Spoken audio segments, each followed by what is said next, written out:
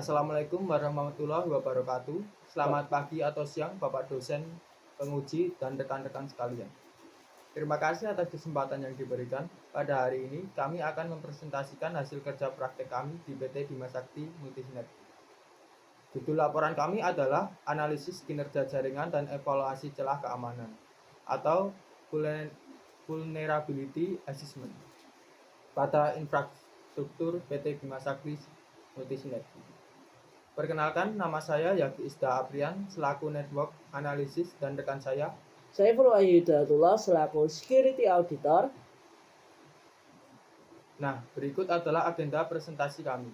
Kami akan mulai dari latar belakang masalah, profil perusahaan, kemudian masuk ke pembahasan teknis, yaitu analisis topologi bandwidth dan temuan celah keamanan.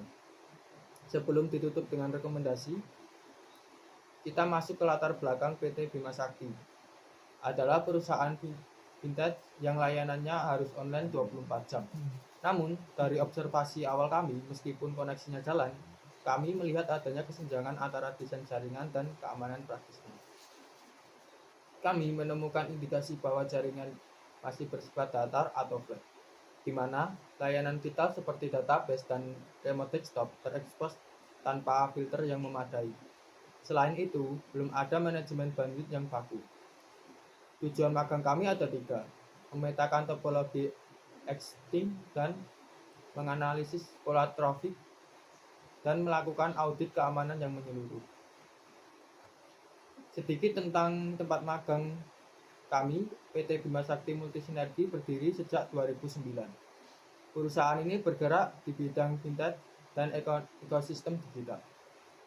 Produk utamanya yang mungkin Bapak kenal adalah FastPay atau pembayaran PPOB, Speedcash atau e-money, dan Jogjakita atau layanan objek online dan delivery. Infrastruktur yang kami analisis inilah yang menopang operasional layanan tersebut. Baik, saya akan menjelaskan metodologi dan peran kami sesuai dengan role kami. Saya Saiful fokus menggunakan mmap dan PRTG untuk mencari celah keamanan pada server database dan perangkat IoT seperti CCTV. Sedangkan rekan saya Zaki fokus menggunakan Mikrotik dan Wireshark untuk menganalisis aliran paket data dan konfigurasi router. Alur kerja kami dimulai dari pengumpulan data konfigurasi, pemetaan, scanning port, hingga validasi risiko. Masuk ke hasil analisis saya mengenai topologi. Bisa dilihat, topologi pusatnya ada di router Jogjakita, di router core Jogjakita. Sistem ini menggunakan strategi multi-WAN dengan 3 ISP, Citranet, IndiHome, dan lintas data Prima untuk flyover. Jaringan internal sudah dibagi menggunakan VLAN 601 untuk Jogjakita, 602 untuk mobile, dan 603 untuk GPPG. Namun, seperti yang akan dijelaskan nanti, pemisahan VLAN ini belum diikuti dengan isolasi akses yang ketat. Selanjutnya, mengenai bandwidth. Grafik ini menunjukkan pola trafik yang naik turun secara tajam speedcast. Ini mengonfirmasi bahwa tidak ada konfigurasi QoS atau Quality of Service di router. Efeknya, jika ada satu user download besar, jaringan bisa nge-lag. Berdasarkan analisis paket capture atau Jura, trafiknya adalah IP 192.168.12.75. Setelah kami cek, ini adalah server monitoring PRTG.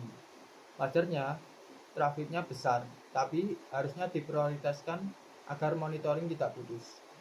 Terima kasih Mas Yaki. Sekarang saya akan memaparkan hasil audit keamanan yang saya lakukan. Kami menemukan resiko tingkat kritis. Pertama dan yang paling bahaya yaitu database terekspos. Kami menemukan server database MySQL di IP 192.168.12.84 membuka port 3306 ke seluruh jaringan lokal. Siapapun yang terhubung ke kabel LAN atau WiFi kantor bisa mencoba brute force ke database ini. Ditambah lagi ada server yang pakai MySQL versi lawas atau end of life. Yang kedua yaitu perangkat IoT dan CCTV. Perangkat NVR Hikvision dan Access Point Aruba terpantau membuka halaman login web HTTP. Ini berisiko tinggi jika admin masih menggunakan password default. Yang ketiga yaitu remote desktop. Layanan VNC dan AnyDesk ditemukan terbuka. Jika hacker masuk, mereka bisa langsung mengendalikan komputer karyawan. Berdasarkan temuan tadi, kami merekomendasikan solusi bertahap. Prioritas pertama yaitu keamanan. Segera buat aturan firewall filter di router core, blokir akses antar VLAN, kunci port 3306, hanya boleh diakses oleh IP server aplikasi saja, jangan dibuka untuk umum. Prioritas kedua yaitu bandwidth. Terapkan Simple QoS atau QoS di MikroTik. Berikan prioritas khusus untuk traffic database dan PR tinggi agar stabil. Prioritas ketiga yaitu maintenance. Update versi MySQL dan ganti semua password default di CCTV. Nah, sebagai kesimpulan akhirnya, secara fisik, infrastruktur PT Bima Sakti sudah bagus dengan backup link ISP. Namun, secara logis, jaringannya masih terlalu terbuka. Absennya firewall filter antar VLAN membuat resiko keamanan menjadi kritis. Selain itu, efisiensi bandwidth belum maksimal karena belum ada QoS. Demikian presentasi laporan kerja praktik kami. Kami berharap analisis dan rekomendasi ini bermanfaat bagi perusahaan. Terima kasih atas perhatiannya. Wassalamualaikum warahmatullahi wabarakatuh.